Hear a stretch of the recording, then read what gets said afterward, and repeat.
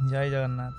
श्रीकृष्ण चैतन्य प्रभु नित्यानंद श्री अद्वैत गदाधर श्रीवासादि गौर भक्त वृंद। हरे कृष्ण कृष्ण कृष्ण हरे हरे, हरे राम राम राम हरे हरे। आज हूँ पवित्र पार्श्व परिवर्तन एकादशी, बड़ एकादशी। रथयात्रा पर गोटे एकादशी होता जहाँकि हरिशयन एकादशी थिला। से प्रभु जगन्नाथ शयन करते से हरिशयन एकादशी होता। आज प्रभु कड़ले उठेबे अर्थात पार्श्व परिवर्तन करेंगे, से आज पार्श्व परिवर्तन एकादशी, बड़ एकादशी।